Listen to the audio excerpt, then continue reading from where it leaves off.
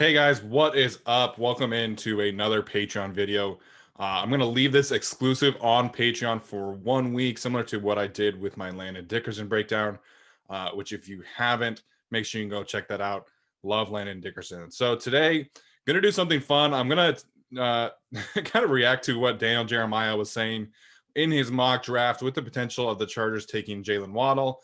And then I'm going to give my top 10 receivers in this wide receiver class. My plan going forward in these Patreon videos, I know Alex has a certain plan doing his Saturday videos. My plan on Wednesdays is going to be releasing either a film breakdown or a top 10 ranking. We've got just over 70 days left until the NFL draft, and I cannot wait. So that being said, Daniel Jeremiah, unfortunately, sparked a lot of conversation on Twitter by me and by Tyler, and I just could not be more against the idea of taking a wide receiver in the first round for the Chargers this year. In general, I don't think it's a smart way to build a team. And the same goes for a running back, a tight end, linebacker. I know Kenneth Murray, seems to be doing well, but for me, the way that I view team building and the smart way to build a team up is to reserve the first round of the draft for quarterbacks, offensive linemen, defensive linemen, and cornerbacks. And I know, cornerbacks, and why not receivers? Because cornerback, it's such a harder position to find elite talent. And you see it every single year, and you see with what a guy like Jalen Ramsey is doing right now. The cream rises to the top, excuse me, especially at that kind of position. So in general, I'm just against taking a skill player, an offensive skill player in the draft. I think if you truly think you're one running back or one receiver away from contending, then I can understand it. But, do we all think that the Chiefs would have rather had Clyde Edwards-Helaire or an offensive tackle that they could have played instead of Mitchell Schwartz, or a guard or a pass rusher? Like, it just doesn't make any sense to me. And I know, everybody's kind of pegging Najee Harris or Travis Etienne for the Tampa Bay Buccaneers right now. That just doesn't really make sense to me. Like, they're going to lose a lot of guys in free agency. They're going to have to cut some guys because they can't keep everyone. And so, they would be wise to take another pass rusher or an offensive lineman in case they lose someone. I just think that's how that should go. So specifically to Jaylen Waddle, and I'll talk about him in a minute. The Chargers have speed. Everybody pegs them as somebody who needs a Jaylen Waddle, but Tyron Johnson and Jalen Guyton each run in the 4.3s, and I don't know what Jaylen Waddle is going to do, but is a 4.32 from Jaylen Waddle that much? Does it really move the needle that much more than a 4.34, which is what Jalen Guyton ran, on a 4.37, which is what Tyron Johnson ran? Like, to me, they don't need another fast guy who can run really fast straight. They need somebody who can get open over the middle, make things easier for Justin Herbert, and then give you run after catch and yards after contact. That's really what they're missing right now, because really that's only Keenan Allen. They have yards after contact guys in Austin Eckler, Joe Reed potentially. They have run after catch in the two that I mentioned, and Mike Williams is good run after catch as well. So to me, I would rather see them use a draft pick or a free agency flyer on somebody that can give you separation and give you yards after contact, because that's, to me, what they need is somebody who can give Justin Herbert more windows. Like, we know that he has this crazy strong arm and can throw it deep, but in the games where Keenan Allen wasn't getting open and where Hunter Henry wasn't getting open over the middle, it was just kind of a struggle. Like, it just wasn't as fluid. And so to me, like, in the first round, if they were to take a receiver, I would be more tempted with Devontae Smith than I would Jaylen Waddle. And that's because Devontae Smith can do more things. He can get open and give Justin Herbert more windows to throw to. And so that really is the thing. Like, what Daniel Jeremiah was saying is that if they plug the holes in free agency on the offensive line, then he could see them going after Jaylen Waddle. And to me, like, that just doesn't make any sense to me. Like, is Alejandro Villanueva really like a long-term starter at left tackle? I don't really think so. Like, that's the thing right now, is that the Chargers have put Band-Aids on the left tackle position specifically for decades. Like, it's been since Marcus McNeil, since they had a long-term asset at that position. And the only way that they're going to get high level offensive line play is through the draft. You have to draft and develop guys. So like, yeah, unequivocally, Alejandro Villanueva or Taylor Moton, like that would be better than what they had. But it's not a long-term, it's not a long-term asset. It's not a long-term solution. There we go. Couldn't think of the word for a second. So that really is like my biggest thing with taking a receiver or a tight end in the first round. And like Kyle Pitts, like I think Kyle Pitts would be the one exception there and one person that would make me think about it.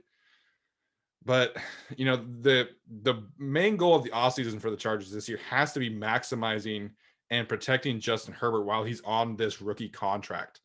Like we've seen, the pathway forward for contending for teams is you get a quarterback, you get a franchise quarterback on a rookie deal, and then you're able to be aggressive and build a team around him. And I think that's what Brandon Staley is going to be doing. I do think that they will take an offensive lineman in the first round, barring like, a crazy drop from, I don't even know. Like there's going to be 4 quarterbacks in the first round or in the top 10 potentially, and maybe a trade back for Mac Jones opportunity. So we'll see. But ultimately, I'm so against, taking a receiver in the first round. It just doesn't make any sense to me. Okay. So let's get into my top 10 receivers of this class. It really is the year of the slot receiver. There are so many options in terms of slot receivers this year. There are some good outside receivers as well. Obviously, I'll get to them. But, this is the year to get like a yards after catch, Deebo Samuel type player. You have Jalen Darden from North Texas, who just missed my top 10. You have Dwayne Eskridge, who could do the same thing. Daz Newsome, Amon-Ra St. Brown, who's kind of a separator from the slot. Kadarius Toney, who is in my top 10 in a second. So there are crazy options at the slot. I think it's a really deep class. There are not as many high-end players. Like I think last year with CeeDee Lamb and Jerry Jeudy, it was kind of spoiled. And even Justin Jefferson, I was much higher on Justin Jefferson than other people were. And so to me, like I would have CeeDee Lamb and Jerry Jeudy as the wide receiver 1 in this class. And I would have them in the wide receiver 2, whoever was second there. I was a big CeeDee Lamb guy personally. But I think the class is deeper, which is good news for the Chargers because I do think that they will add at least one receiver probably on day 3. I think that's a smart bet this year in terms of adding a wide receiving weapon. So let me get some water real quick. All right. So let's start this off with number 10. For me, number 10 is a guy that I feel like is being continuously slept on, and that's Jaylen Waddle out of Oklahoma State. I know he tore his ACL or whatever, he tore up his knee in 2019, but he really is a guy that I feel like was misused at Oklahoma State. They really almost used him as a jump ball kind of guy. But when you watch his film, and specifically like the All-22, which is so important if you're able to get your hands on it, he really has a great release package. He's got enough fluidity in his hips where he can create separation over the middle. He just didn't do it a whole lot at Oklahoma State because all they wanted to do was just, hey, go run a go route and I'm going to chuck it deep to you, which I mean, like, it's good to know that he could do that. Right. But he can do so much more. And he showed that at the Senior Bowl. I know everybody's like, well, it's an all-star game, but Jaylen Waddle going and showing that he does have a versatile skill set. It was huge for him. All right. So that was number 10 for me, Jaylen Waddle. Number 9 for me is Tennessee's Josh Palmer. And I know this is going to be really rich for some people, and I get that. But to me, he's just such a versatile playmaker. And that's really what stands out to me about him and the guy who's next on my list, which is going to be Dez Fitzpatrick from Louisville. But, getting back to Palmer, let me read you what I have about Josh Palmer, because I really do think that he is going to be a fantastic player. And honestly, like, he was probably the best receiver, at the Senior Bowl. So he's listed at 6'2". He's got really good size, and he can get up and get the ball, go high point the ball. That has a nice frame, is able to box people out, jump up and high point the catch. But he really is a smooth route runner. And, if there's one thing that you'll catch today is that I really value separation. And I think, that really is how you stay around in the NFL, because, We look at guys like Devontae Adams and DeAndre Hopkins and Julio Jones, like all these guys, like they're physical freaks, but they stuck around and stick around because they learn how to separate and get open with more than just their bodies. Like that's the biggest issue with Mike Williams, is that Mike Williams hasn't learned how to do that yet. He's just a big body. And so Josh Palmer, like what really sold me on him is he really gave Patrick Surtain the business. Like nobody really is talking about this, but Palmer really, really gave Patrick Surtain the business. And I think he's going to be a great player. He's got a ton of versatility. And I think he might have the second or third best hands in the class. Like he's an incredible snatcher of the football. And that's just something that I really value as well. All right, so I mentioned Dez Fitzpatrick. I know this is going to be another one that not a lot of people are going to agree with, and that's fine. That's at the end of the day, I value certain things differently, and it's the same thing with offensive linemen or whatever. Like, and tackling for corners is like a huge thing for me that weighs a lot in the way I grade players. And so Dez Fitzpatrick is going to be number 8 for me. Again, he's very similar to Josh Palmer. Their frames are very similar. But Dez Fitzpatrick does have that extra gear. I compared him to Tyrell Williams because I do feel like he does have those long strides. He's not an initial burst kind of player, but he does have the speed to work up to a route and then break it to the house. And that's what we saw with Tyrell Williams throughout his career, is the ability to work up to a dig route, work up to a crosser route, work into a slant route, and then take it to the house. Like he's not going to be the person to just really burst off the line and get open that way. He does have a nice release package because he is a good technician, but his speed is a long speed. And so to me, that's that's the difference between him and Josh Palmer. Is I feel like Fitzpatrick is a faster player at top speed, at least given on tape. And he's another guy. He snatches the ball really well, which is a huge thing for me. We all saw Jalen Guyton and Travis Benjamin body catch too much and drop too many passes. If I see you dropping too many passes, like I'm gonna have you lower my grades. That's the biggest thing for somebody for like Dwayne Eskridge. Too many drops, and that's something that he really struggled with at the Senior Bowl too. So love Dez Fitzpatrick. I think he's extremely well-rounded. I think he's going to be a steal for somebody in the 3rd round. And you look at a guy like Gabriel Davis in Buffalo, somebody who really just did a lot of different things for them. Because you have Stephon Diggs who can beat you over the top and beat you in slant routes. When they needed a contested catch, it was Gabriel Davis. And when John Brown was injured, he really did a lot of different things for them and stepped up in a big way. Okay, a little long-winded there, and that's okay. All right, next for me at number 7 is Kadarius Toney. He was somebody that the more I studied, I love the versatility and I love the way that just the athleticism he has things that you can't teach, right? And in terms of after the catch, like there's nobody better in this class after the catch than Kadarius Toney, in my opinion. And he does separate well. Like he can create separation with that kind of route running. We saw clips of him at the Senior Bowl getting open in just kind of freaky ways. And his contact balance is insane. You're really kind of showing off his running quarterback background. But, the more that I studied him, you just saw a little too many drops. It's not as bad as like a Dwayne Eskridge, like who I mentioned already, but he does struggle with them. And that's totally fair in my opinion, because he's only played the position for 2 years. And so the thing with Kadarius Toney is that like people are knocking him for not being like a crazy separator and having those drops, but he's only played the position for 2 seasons, and he wasn't even a full-time receiver in 2019. This 2020 season was his first full-time season playing the position. So to me, there's nowhere to go but up for him. Like he's got a crazy, crazy high ceiling that somebody who is very creative can definitely take advantage of. And why is it the Kansas City Chiefs? I don't know, but that just makes too much sense to me. All right, number 6 for me, the number 6 best receiver in this class is going to be Rashad Bateman. Rashad Bateman, I feel like, he's drawn some Keenan Allen comparisons, and I can see that a little bit with the way he runs his routes. He is a little more explosive as an athlete than a guy like Keenan Allen is. But, I just think this speaks to the depth of the class. after the big three, I think Bateman in other classes could be, potentially the wide receiver 4 or 5. I have him at number 6, but I really, really like Rashad Bateman. I think he's going to be a fantastic player. Like I mentioned, he separates really well, and he is a good athlete. He's not a great athlete, but he is a good athlete. And so he's got a versatile skill set, versatile release package I'm a big fan of. And I think Rashad Bateman is going to be a steal this year, just a little more limited athletically than the guys that I have above him. All right, so number 5, I'm sure somebody else will have some issues with this. It's Jaylen Waddle. Now, at the end of the day, like I do think that he could have a chance of being taken ahead of Jamar Chase or Devontae Smith.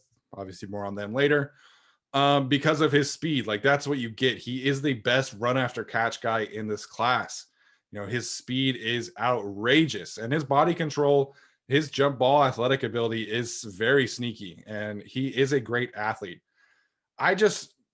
He did so much work from the slot and in off coverage. It's hard to really see where he is as, somebody with a release package, as a route runner. You don't see that quick twitch.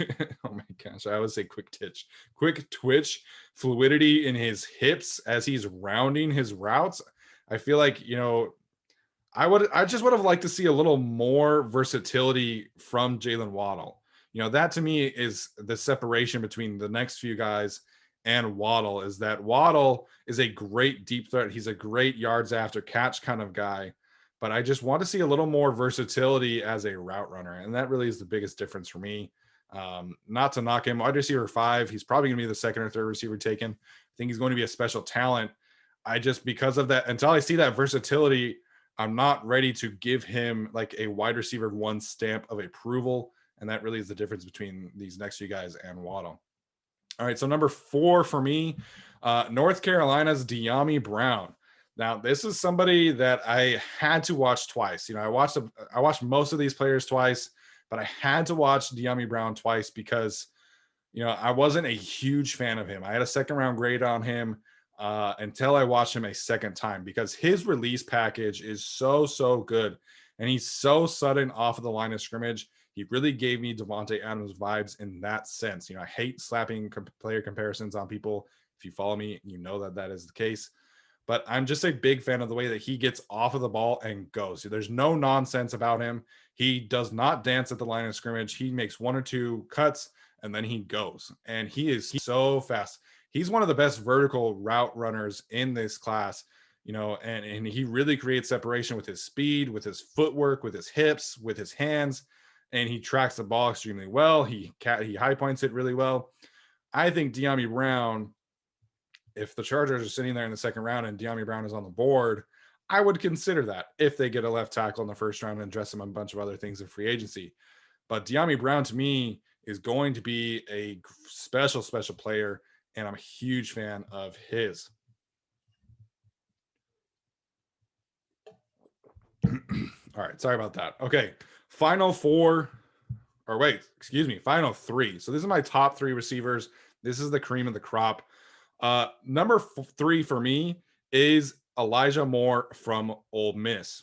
Now, he is short. He's only 5. He's listed at 5'10", so he's probably 5'9", but he offers everything the Chargers need. Like, if there is one receiver that I would love to see on the Chargers, like dream scenario, it's Elijah Moore, because he offers all of it.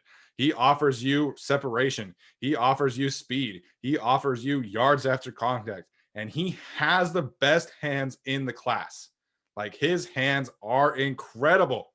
Does not drop anything that gets thrown his way. And so Elijah Moore, if he were 3 inches taller, he'd be the perfect receiver in the freaking world. Like, I love Elijah Moore, but I am a little worried about the frame, and that is why he is at number 3 for me. Okay, number 2, Jamar Chase. Everybody kind of forgot about Jamar Chase when Devontae Smith was going crazy. I think Jamar Chase is a special talent. I don't agree with the way that LSU used him.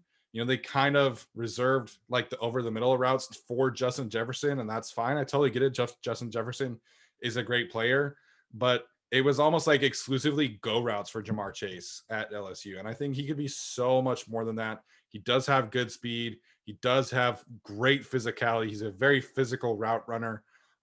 Very similar to like an AJ Brown type, where he just wants to bully you, which is fantastic. I think Jamar Chase is a special player. If I were the Miami Dolphins, I'd probably consider taking Jamar Chase at number 3 overall. All right, so number 1, obviously that leaves Devontae Smith. I think heading into the summer, Devontae Smith was getting like day 3, third round buzz. Like it wasn't super great for him. Everybody kind of knew that he was a really good route runner, and he is a fantastic route runner. I think him and Rashad Bateman are probably the 2 best separators in this class. But once Jaylen Waddle got injured, you really saw Devontae Smith take it up that extra gear that nobody really saw coming. He did a lot of the same, obviously not to the same extent of because Waddle's athleticism is off the charts, but he took over a lot of that screen roll, a lot of the deep route rolls, and he became a more versatile receiver. And that's the biggest thing for me is I need to see multiple things. If I'm going to give you a first round grade, Devontae Smith does it all for Alabama, and he's a great punt returner. He was a gunner on special teams. So Devontae Smith is a fantastic player. Obviously, he won the Heisman. Like, he's such a good, well-rounded receiver. Similar to Elijah Brown, I'm a little worried about the frame. But, at the end of the day, the two of them, they are very similar in what they offer you. It's just Devontae Smith is 6'1", I believe. And Elijah Moore is 5'10". So little difference in frame, athleticism. Devontae Smith has really long, lanky arms. So I would love to see both of those guys maybe add 5 to 6 pounds of muscle. That sounds very little, but when you're 190 pounds, 175 pounds, whatever Devontae Smith is, that 5 to 10 pounds is it really helps a lot. So that's my top 10: Tylan Wallace, Josh Palmer, Des Fitzpatrick, Kadarius Toney, Rashad Bateman, Jaylen Waddle, De'Ami Brown, Elijah Moore, Jamar Chase, and Devontae Smith. I have first round grades on Smith, Chase, Moore, Brown, Waddle, and Bateman. And Kadarius Toney and Des Fitzpatrick just missed the mark. And I don't know, some people are going to say, well, who just missed the mark in terms of the top 10? Cornell Powell, I'm really high on him. Demetric Felton, Tutu Atwell, and Terrace Marshall were my next after that, as well as Amari Rogers. So a lot of good receivers in this class. I'm a big fan of the depth. I think it's going to be a lot of fun.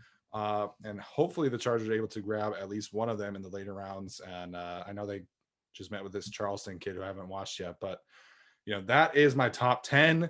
Thank you guys for tuning in. Like I said, it's going to be on Patreon exclusively for a week, and then it will go live to everybody in a week from today. All right, guys, thanks. Have a good one.